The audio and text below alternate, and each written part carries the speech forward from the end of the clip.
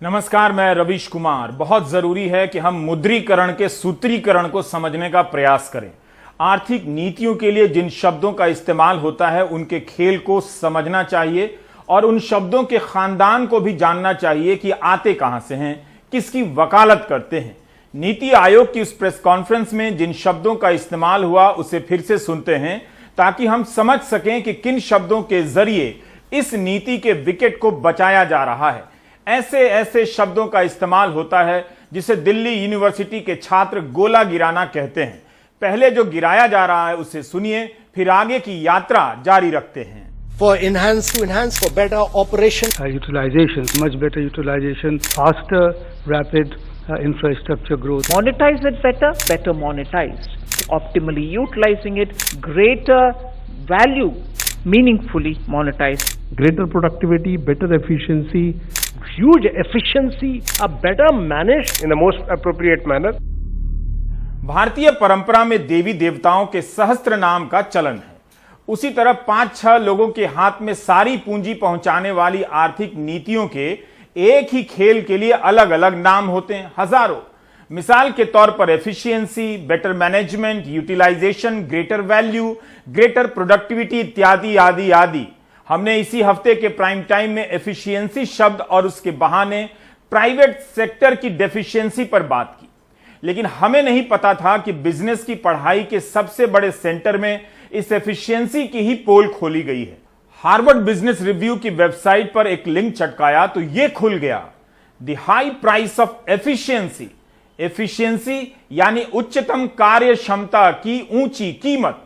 कीमत क्या है और कौन चुकाएगा, इसके बारे में रॉबर्ट मार्टिन विस्तार से बताते हैं कि कैसे इस एफिशिएंसी की अवधारणा को तमाम वित्तीय संस्थाओं से लेकर बिजनेस स्कूलों के छात्रों की हड्डियों में घुसा दिया गया है कि चीजें बर्बाद ना हो, अधिक से अधिक उनका इस्तेमाल हो। कई तरह से यह बात ठीक भी लगती है, लेकिन जरूरत से ज्यादा एफिशिएंसी पर जोर देना खतरनाक भी हो जाता है। सबसे पहले हमें यह पता करना चाहिए कि आर्थिक क्रियाकलापों के जो इनाम होते हैं, रिवॉर्ड होते हैं, वो किन किन लोगों में किस तरह से बांटे जाते हैं। अगर आप इतना समझ लेंगे तो एफिशिएंसी के नाम पर हो रहे खेल को समझ जाएंगे। हार्वर्ड बिजनेस रिव्यू में रॉबर्ट मार्टिन लिखते हैं कि एफिशिएंसी से खतरनाक नकारात्मक परिणाम पैदा हो सकते हैं, क्योंकि जितनी अधिक एफिशिएंसी होगी उससे असमानता बढ़ती जाएगी। कैसे बढ़ेगी? जैसे ये एक कार कंपनी की फैक्ट्री है। पहले यहां लोग काम करते थे, अब रोबोट काम करते हैं। रोबोट को संडे की छुट्टी नहीं देनी होती, ना ही इसके लिए प्रोविडेंट फंड कटता है। यही कारण है कि ऑटोमोबाइल सेक्टर में रोजगार पहले से घट रहे हैं। कारें तो बिक रही हैं, लेकिन काम कम हो रहा है। इसी तरह आम फैक्ट्रियों और कंपनियों में ज्यादातर काम अब सीमित कौशल के बचे हैं, जिसे कोई भी कर सकता है और कभी भी कर सकता है। इनकी मजदूरी बहुत कम होती है, नौकरी ठेके की होती है।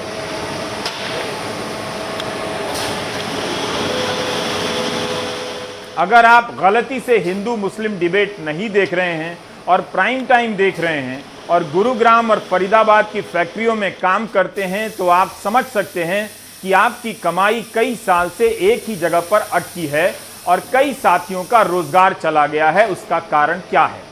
तो हार्वर्ड बिजनेस रिव्यू में रॉबर्ट मार्टिन जी समझाते हैं कि एफिशिएंसी के नाम पर कंपनियां यही करती हैं और काम से पैदा होने वाला मुनाफा 2-4 लोग और 2-4 कंपनियों के हाथ में चला जाता है और समाज में भयंकर गरीबी और असमानता पैदा होती है। मैं जानता हूं इसे सुनते हुए कई लोग दांत चियार कर हंस रहे होंगे कि क्या किसी कंपनी को एफिशिएंट नहीं होना चाहिए। रॉबर्ट मार्टिन भी कहते हैं कि एफिशिएंट होना चाहिए, लेकिन सिर्फ इसी पर इतना जोर देने के नतीजे खतरनाक होते हैं कि मजदूरी घटती है, बेरोजगारी बढ़ती है, चंद कंपनी वाले अमीर होते हैं और इसका बोझ उल्टा करदाताओं पर पड़ता है। जब सरकार इनका कम से कम पेट भरा रहे, इसके लिए गरीब कल्याण योजना चलाती है।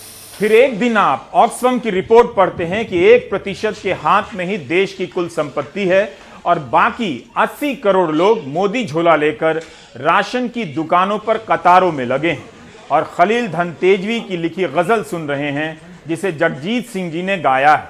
अब मैं राशन की कतारों में नजर आता हूं, अपने खेतों से बिछड़ने की सजा पाता हूं। इस गजल को सुनते ही आप जगजीत सिंह की तारीफ तो करते हैं, लेकिन भूल जाते हैं कि आपकी यह हालत उन आर्थिक नीतियों ने की जिसे आप समझना नहीं चाहते थे और हिंदू मुस्लिम डिबेट में पीएचडी करने में लगे थे। यह भी एक तरह की एफिशिएंसी ही है। जो योजना 1 साल से चल रही है उसे झोला बांटने के बहाने फिर से लॉन्च किया जा रहा है। जनता के पैसे से जनता को अनाज दिया जा रहा है और बताया जा रहा है कि मुफ्त अनाज योजना है। तस्वीर बेगूसराय की है, भीड़ जुटाई गई है। यहां पर लोगों को यह झोला दिया जा रहा है जिस पर कमल के निशान है। इस कार्यक्रम को झोला वितरण समारोह बताया गया है। इस झोले पर मंत्री, विधायक, प्रधानमंत्री की तस्वीर है, जबकि यह योजना सरकार की है। सरकार ने पहले झोले पर मोदी जी की तस्वीर लगाई, उसका विज्ञापन छपवाया और अब तो बीजेपी के चुनाव चिन्ह का झोला बांटा जा रहा है। ये वो गरीब लोग हैं जिनकी गरीबी का डेटा सरकार नहीं देती है, लेकिन जिनके वोट के लिए झोला देती है। एफिशिएंसी के लिए अपनी संपत्ति किराए पर देने वाली सरकार ने अगर वाकई एफिशिएंसी की चिंता की होती तो 1 साल बाद इस योजना के लिए करोड़ों रुपए के खर्चे से झोला नहीं छपवाती, उसके विज्ञापन पर करोड़ों रुपए खर्च नहीं करती। गरीब कहते हैं कि बाबू अगर प्रधानमंत्री नरेंद्र मोदी 20 साल और रह जाए तो हमर सबका गरीबी दूर हो जाती।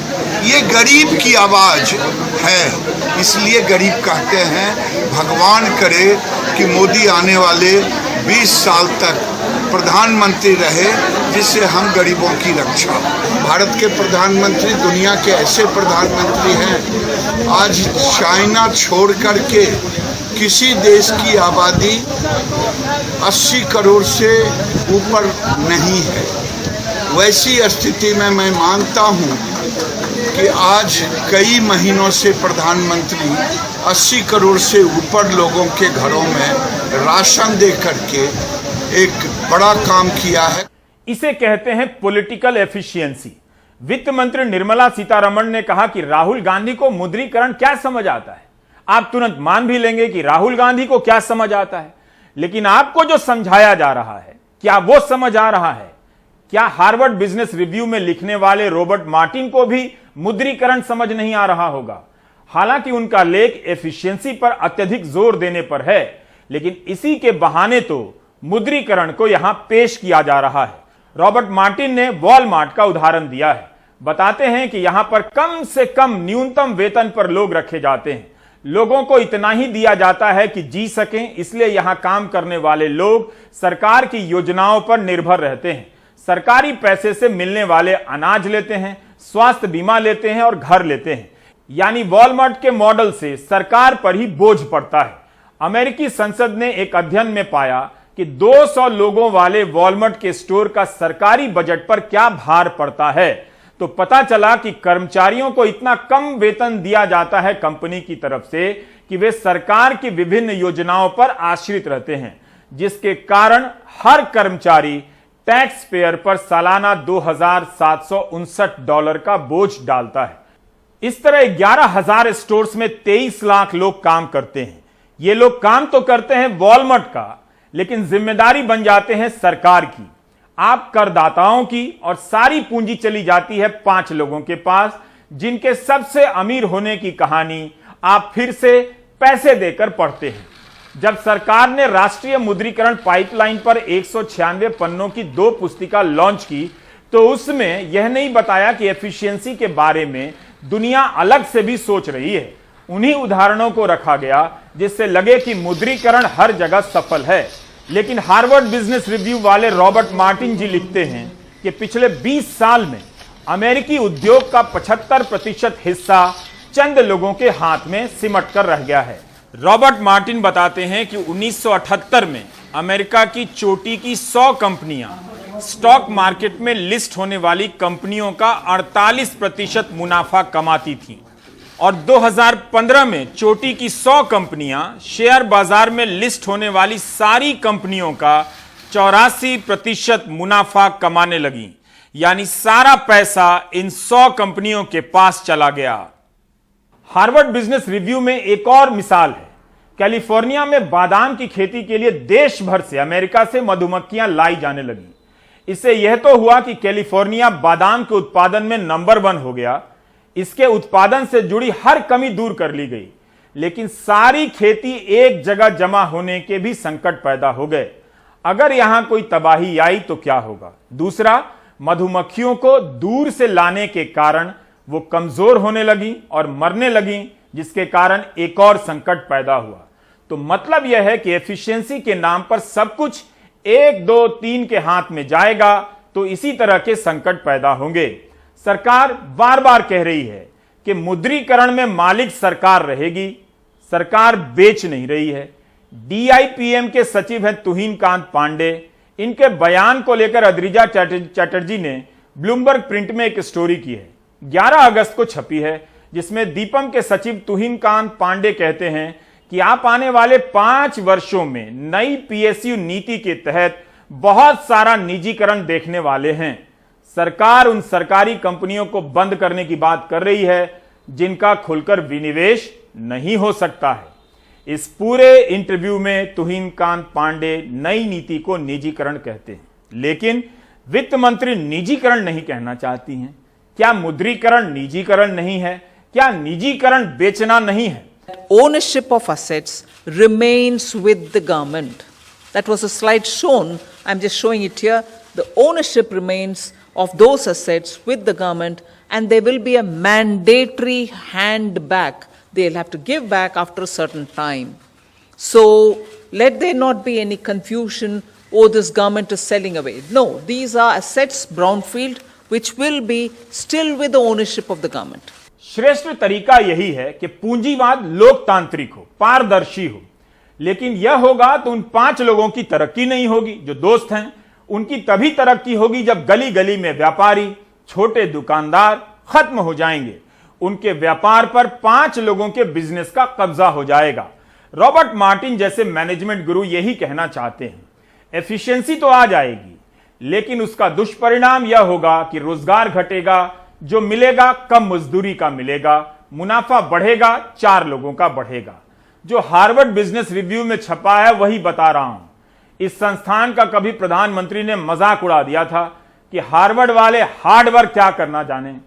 अब वही हार्वर्ड वाले सरकारी संपत्तियों को निजी हाथों में सौंपने के लिए कितना हार्ड वर्क कर रहे हैं। देश ने देख लिया हार्डवेयर वालों की सोच क्या होती है, हार्ड वर्क वालों की सोच क्या होती है, ये देश ने देख लिया। एक तरफ वो विद्वानों की जमात है जो हार्डवर्क का, जो हार्वर्ड यूनिवर्सिटी के नाम पर बात करते हैं, एक और गरीब मां का बेटा है जो हार्डवर्क के द्वारा देश की अर्थनीति बदलने पर लगा हुआ है। भाइयों,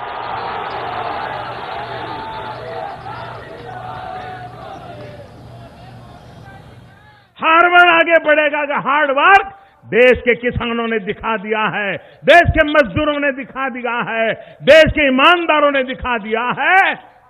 हार्वर्ड से ज्यादा दम होता है हार्ड वर्क में। वैसे सरकार हार्वर्ड को पसंद भी करती है काफी। हर साल बड़ी संख्या में अपने क्लास 1 अफसरों को हार्वर्ड पढ़ने के लिए भेजती है, दूसरे संस्थानों में भी। आप जानते हैं कि प्रधानमंत्री के तहत आने वाला कार्मिक मंत्रालय की वेबसाइट पर उन संस्थानों की सूची है जहां जाकर IAS अपना विकास कर सकते हैं, फिर लौटकर भारत का विकास कर सकते हैं। इस सूची में हार्वर्ड भी शामिल है। इसे श्रेष्ठ संस्थानों में एक बताया गया है। वहां के 11 कोर्स की सूची दी गई है जिनमें अफसर पढ़ सकते हैं। नीति आयोग के CEO अमिताभ कांत ने भी हार्वर्ड से कोर्स किया है। यह जानकारी उनकी पर्सनल वेबसाइट पर तो मिलती है, लेकिन नीति आयोग पर उनके बारे में दी गई जानकारी में हार्वर्ड का जिक्र नहीं है। बाय द वे, हार्वर्ड को सरकार प्यार करती है। Do you get my point?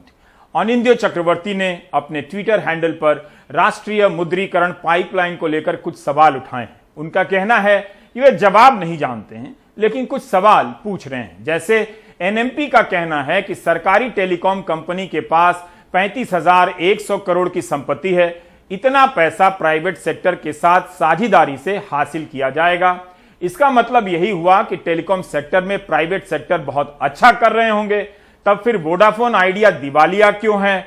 भारतीय एयरटेल का मुनाफा अप्रैल से जून में 62% कम क्यों हुआ है? पिछले साल अप्रैल से जून में इस कंपनी को 16,000 करोड़ रुपए का घाटा हुआ। क्यों हुआ? तो किस कंपनी को सरकारी टेलीकॉम संपत्ति लीज पर मिलेगी जिससे फायदा होगा? इतना भी टफ क्वेश्चन नहीं है कि आप जवाब नहीं जानते हैं। अनिंदियों ने एक और सवाल कर दिया है जो बेसी खतरनाक है। 8,000 किलोमीटर लंबी गैस लाइन का मुद्रीकरण होने वाला है। गेल और पेट्रोलियम मंत्रालय की प्राकृतिक गैस लाइन की पाइप को लीज पर दिया जाएगा जिससे सरकार को 24,000 करोड़ आएगा। क्या आप उन प्राइवेट कंपनियों का नाम बता सकते हैं जो भारत में प्राकृतिक गैस के क्षेत्र में काम करती हैं? ये अनिंदियो पूछते हैं। इस फैसले से किन कंपनियों के शेयर के दाम ऊपर चढ़े हैं ये पता करना मुश्किल नहीं, थोड़ी मेहनत आप भी कीजिए। ऐसा नहीं है कि प्राइवेट सेक्टर एफिशिएंट नहीं होता है, लेकिन सिर्फ इसी सेक्टर को संसाधनों का बेहतर इस्तेमाल आता है, यह बोगस प्रोपेगेंडा है। संयुक्त राष्ट्र के यूएनडीपी का 2015 का एक पेपर है, पेपर ऑन एफिशिएंसी। इसमें इसी को लेकर आगाह किया गया है कि क्या प्राइवेट सेक्टर ज्यादा एफिशिएंट होता है। उच्चतम श्रेणी की कार्यक्षमता को हासिल करने के लिए अक्सर कंपटीशन का उदाहरण दिया जाता है कि निजीकरण से कंपटीशन होगा और एफिशिएंसी आएगी। 2013 में सरकारी और प्राइवेट सेक्टर की एफिशिएंसी का एक तुलनात्मक अध्ययन किया गया था। इसमें पाया गया है कि औद्योगिक देशों में निजीकरण से एफिशिएंसी में कोई खास सुधार नहीं आएगा। ब्रिटेन, चिली और पोलैंड में निजीकरण से एफिशिएंसी में खास तेजी नहीं आई। एकाधिकार बनने से कमी ही आती है। यही बात राहुल गांधी भी कह रहे हैं, लेकिन वित्त मंत्री के अनुसार राहुल गांधी को मुद्रीकरण की समझ ही क्या है। अब यहां पे ये सारे के सारे प्राइवेटाइजेशन मोनोपोली बनाने के लिए करे जा रहे हैं। सारे के सारे, मैंने आपको नाम दिया है, power, telecoms, warehousing, mining, airports, ports, ये सब मोनोपोली बनाने के लिए किया जा रहा है। आप जानते हो पोर्ट्स किसके हाथ में है, एयरपोर्ट किसको मिल रहे हैं। तो हम कहते हैं प्राइवेटाइज कीजिए, मगर देश को नुकसान मत पहुंचाइए। इस देश में जो छोटे बिजनेसेस होते हैं, मिडिल साइज बिजनेसेस होते हैं, जो आपको रोजगार देंगे कल, वो सब बंद हो जाएंगे, खत्म हो जाएंगे। 3-4 बिजनेसेस रहेंगे, इनको एम्प्लॉयमेंट देने की कोई जरूरत नहीं रहेगी और आपको रोजगार नहीं मिलेगा। दिक्कत यह है कि कांग्रेस की आर्थिक नीतियां भी इसी के आसपास घूमती हैं। दोनों एक ही स्कूल के विद्यार्थी हैं। यही कारण है कि बीजेपी के लिए कांग्रेस की आलोचना को ठुकराना बहुत आसान हो जाता है। आप संसदीय समिति की रिपोर्ट पढ़िए तो हर दल के सांसद मुद्रीकरण से सहमत नजर आएंगे। हमने अनगिनत कार्यक्रम किए हैं यह बताने के लिए कि पुलिस के अफसरों के लिए किसी बेकसूर को फंसा देना, महीनों वर्षों तक जेल में डाल देना, उसकी जिंदगी बर्बाद कर देना आसान हो गया है। अगर फर्जी केसों में फंसाए गए लोगों का डेटा देखेंगे तो पता चलेगा कि हर जाति और धर्म के लोगों को तबाह किया गया है, हर सरकार में और हर राज्य में, हर साल में। उमर खालिद और शर्जिल इमाम का ही केस लीजिए। शर्जिल इमाम के वकील तनवीर अहमद ने दलील दी है कि शर्जिल के भाषण में कहीं भी हिंसा फैलाने का आह्वान नहीं था, इसलिए उन पर देशद्रोह का आरोप नहीं बनता है। उमर खालिद के वकील त्रिदीप पेस ने अतिरिक्त सत्र न्यायाधीश अमिताभ रावत के सामने दलील दी है कि दिल्ली पुलिस ने उमर के खिलाफ जो केस बनाया है वो रिपब्लिक टीवी और न्यूज 18 के द्वारा चलाए गए वीडियो के एक छोटे से क्लिप के आधार पर है। उमर के वकील ने कहा कि उमर खालिद ने 17 फरवरी 2020 को महाराष्ट्र के अमरावती में एक भाषण दिया, मगर चैनल ने भाषण का छोटा सा ही हिस्सा चलाया। इसके सिवाय दिल्ली पुलिस के पास इस केस में कोई और सबूत नहीं है। पेस ने कहा कि उमर ने अपने भाषण में एकता का संदेश दिया था जिसे न्यूज 18 ने नहीं दिखाया। रिपब्लिक टीवी ने स्वीकार किया है कि चैनल ने यह वीडियो खुद नहीं रिकॉर्ड किया था, बल्कि बीजेपी नेता और पार्टी के आईटी सेल के चीफ अमित मालवीय के ट्वीट से लिया था। त्रिदीप पेस ने कहा कि यह पत्रकारिता की मौत है। उमर ने अपने बयान में कहा है कि मुझे प्रेस ने फंसाया है। आप मेरी बात याद रखते होंगे कि भारत का मीडिया भारत के अर्जित लोकतंत्र की हत्या कर रहा है। आईटी सेल के चीफ के ट्वीट से वीडियो क्लिप लेकर दिल्ली पुलिस किसी को जेल में बंद कर देती है, यूएपीए लगा देती है, महीनों जेल में वो बंद हैं। मामला अभी अदालत में है, लेकिन क्या पुलिस के पास यही वीडियो क्लिप है सबूत के तौर पर? यह पता चलेगा जब सितंबर के प्रथम सप्ताह में इस पर सुनवाई होगी। इसका जिक्र इसलिए किया कि भारत के मुख्य न्यायाधीश एनवी रमन्ना ने आज कहा है कि पुलिस अफसरों का सत्ताधारी दलों के साथ गठजोड़ का ट्रेंड बन गया है और यह परेशान करने वाला है। चीफ जस्टिस की यह बात सही लगती है। मैंने इन दिनों एक किताब पढ़नी शुरू की है, the silent coup, a history of India's deep state. 699 रुपए की इस किताब में मशहूर पत्रकार जोशी जोसेफ पूरा इतिहास बता रहे हैं कि कैसे कांग्रेस के जमाने से लेकर आज तक सिस्टम के भीतर पुलिस अफसरों ने अपने फायदे के लिए संविधान की प्रतिज्ञा को भुलाकर खतरनाक काम किए। आतंकवाद के नाम पर किसी बेकसूर को उठाकर एनकाउंटर कर दिया तो किसी को आतंकवादी बताकर वर्षों जेल में सड़ा दिया। संविधान की शपथ लेने वाले ये वो लोग हैं जिन्होंने लोकतंत्र को भीतर से खोखला कर दिया है। जोशी जोसेफ अपने इस किताब में कहते हैं कि इन बातों को जाने बगैर आप लोकतंत्र के संकट को समझ ही नहीं सकते हैं। यह किताब अंग्रेजी में है, अमेज़न वगैरह पर मिलती है। हमने कल के ही प्राइम टाइम में देखा था कि फर्जी मामलों में फंसाने के इस खेल से परेशान लोग खुद को जला ले रहे हैं। चीफ जस्टिस एनवी रमन्ना लगातार सिस्टम को लेकर सवाल उठा रहे हैं। आज उन्होंने कहा कि पुलिस अफसर सत्ता में मौजूद राजनीतिक पार्टी का फेवर लेते हैं, कृपा प्राप्त करते हैं और उनके विरोधियों के खिलाफ कार्रवाई करते हैं। बाद में विरोधी सत्ता में आते हैं तो पुलिस अफसरों पर कार्रवाई करते हैं। इस हालात के लिए पुलिस विभाग को ही जिम्मेदार ठहराना चाहिए। उनको कानून के शासन पर टिके रहना चाहिए। इसे रोकने की जरूरत है। आज ही जम्मू कश्मीर हाईकोर्ट का एक फैसला आया है। हाईकोर्ट ने कहा है कि प्रेस की आवाज को दबाने के लिए एफआईआर एक मॉडल बन गया है। पत्रकार आसिफ इकबाल नायक ने 19 अप्रैल 2018 को जम्मू के अखबार अर्ली टाइम्स में एक रिपोर्ट छापी। अख्तर हुसैन नाम के एक शख्स के साथ पुलिस हिरासत में टॉर्चर हुआ था। पुलिस ने इस रिपोर्ट के 4 हफ्ते के बाद पत्रकार पर ही केस कर दिया। इल्जाम लगाया कि वो लोगों को सड़क रोकने और सरकारी संपत्ति को नुकसान पहुंचाने के लिए उकसा रहे थे। आसिफ ने इस एफआईआर को हाईकोर्ट में चुनौती दी। जस्टिस रजनीश ओसवाल ने कहा कि आसिफ की रिपोर्ट के खिलाफ पुलिस अपनी तरफ से अपना पक्ष मीडिया में रखने की कोशिश कर सकती थी, मगर पुलिस ने आसिफ को चुप कराने का एक नायाब तरीका निकाल लिया, जो कि निसंदेह प्रेस की आजादी पर हमला है। जस्टिस ओसवाल ने यह भी कहा कि जिन धाराओं के तहत एफआईआर की गई है उसका केस ही नहीं बनता है।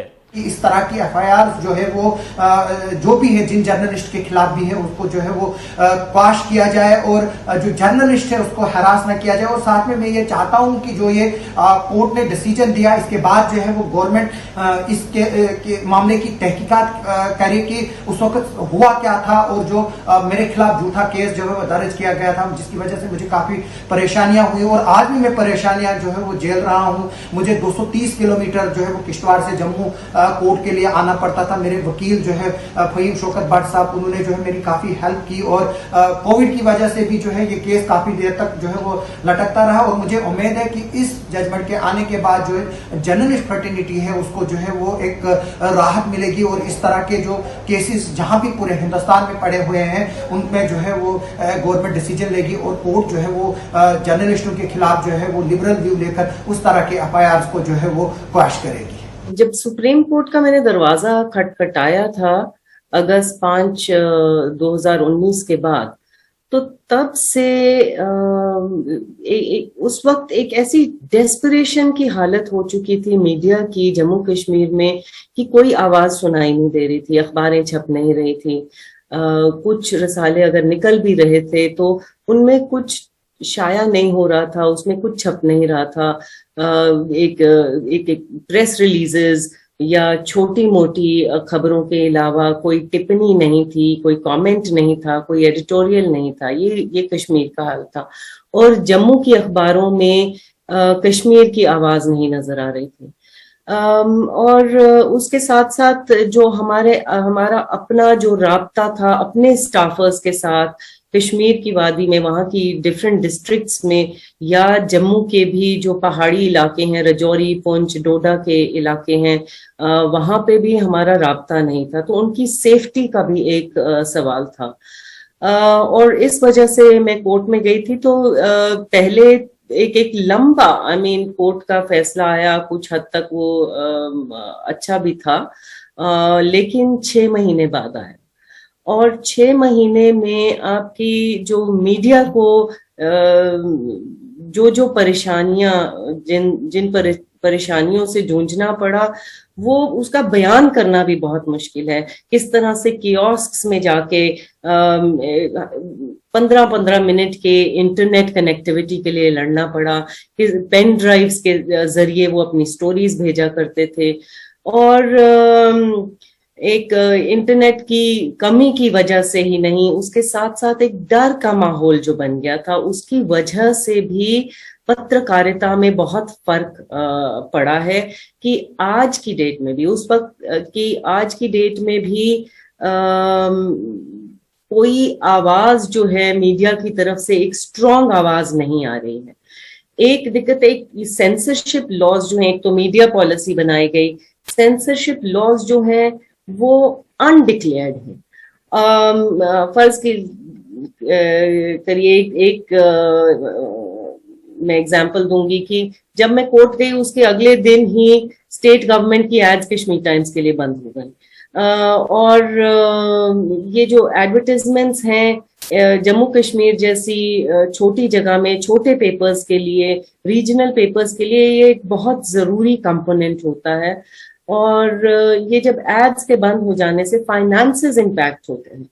तो बहुत सारा मीडिया जो आज है वो इस वजह से चुप है कि उनकी एड्स बंद कर दी जाएंगी। वो इस डर से खामोश हैं कि उनपे कोई और केस लगा दिए जाएंगे। और जो लोग बोलना चाहते, कुछ लोग थोड़ा थोड़ा लिख रहे हैं, थोड़ा डर के लिख रहे हैं, जो लोग बोलना चाहते हैं, या हम जैसे लोग, हमारे पास आज फाइनेंसेस नहीं है बोलने के लिए, तो एक सेंसरशिप बाय डिफॉल्ट इसको कह लीजिए, वो एक चल रही है। क्योंकि एक किसी भी इदारे को चलाने के लिए, किसी भी अखबार को चलाने के लिए एक फाइनेंसेस की बहुत जरूरत होती है, चाहे उसके स्टाफ को रन करना है, उसकी प्रिंटिंग के लिए और उसकी प्रोडक्शन के लिए। लेकिन आज की डेट में ये बहुत नामुमकिन लग रहा है। ये जद्दोजहद तब से जारी है। हमारे देश में किसी को फर्जी मामलों में फंसा देना, फंसा कर जेल में बंद कर देना आसान हो गया है। अच्छी बात है कि हाल के दिनों में हाई कोर्ट और सुप्रीम कोर्ट के भीतर से इसे लेकर आवाजें आ रही हैं।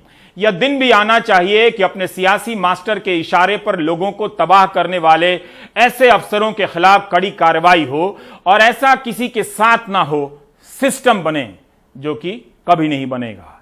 इसलिए आप ब्रेक ले लीजिए। एक अभी मुद्दा उठ रहा है कि जो एक इंटरव्यू में मैंने कहा कि जो जेवलिन है, पहले थ्रो करने से पहले मैंने अरशद नजीम, जो पाकिस्तानी जेवलिन थ्रोअर है, उससे जेवलिन ली, तो उसका काफी बड़ा मुद्दा बना दिया है। तो मैं आप सभी से यही विनती करता हूं कि ऐसा ना करें। स्पोर्ट्स सभी को मिलके चलना सिखाता है, और हम सभी जेवलिन थ्रोअर आपस में प्यार से रहते हैं, सभी आपस में अच्छे से बात करते हैं। तो कोई भी ऐसी बात ना कहें जिससे हमको ठेस पहुंचे।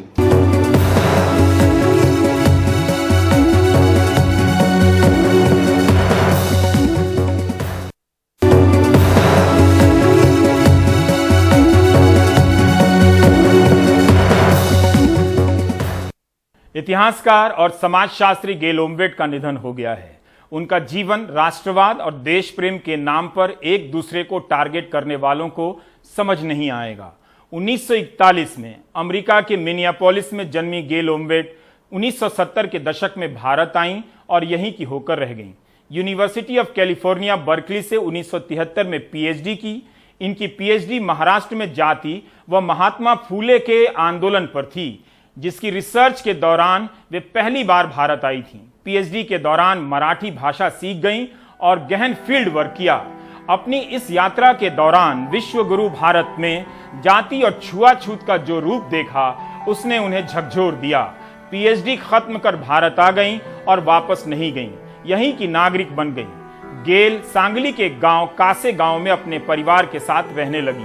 अपने पति डॉक्टर भरत पाटनकर के साथ मिलकर गेल ओम्बेट ने जाति के इतिहास और उसके अस्तित्व पर लंबा काम किया। ओम्बेट भारत की बेहतरीन दलित चिंतकों में से थीं। अपने अध्ययन के दौरान दलित महिलाओं से वो सवाल पूछे जिसे पूछने और लिखने का साहस कम लोग कर पाएंगे। ऐसी ही एक दलित महिला कामिनीबाई गेल से कहती हैं कि हम मर्दों के मुकाबले दुगना काम करती हैं। मर्द आखिर करते क्या हैं? सिर्फ खेत का काम। हम खेत और घर दोनों चलाती हैं। इस तरह वे दलित चिंतन धारा में नारीवाद के सवालों को खड़ा कर देती हैं। वर्षों तक महाराष्ट्र में उन्होंने मानवाधिकार कार्यकर्ताओं के साथ अनुसूचित जाति, गरीब, वंचितों, किसानों और महिलाओं के लिए विभिन्न सामाजिक आंदोलनों में भाग लिया। समाजशास्त्र विभाग के तहत पुणे विश्वविद्यालय में फूले अंबेडकर पीठ का नेतृत्व किया। ओम्बेट और पाटनकर ने 1980 के दशक की शुरुआत में श्रमिक मुक्ति दल की स्थापना की। ये तस्वीरें हमें उन्होंने ही भेजी है। गेल ओम्बेट ने डॉक्टर अंबेडकर पर कई किताबें लिखी हैं।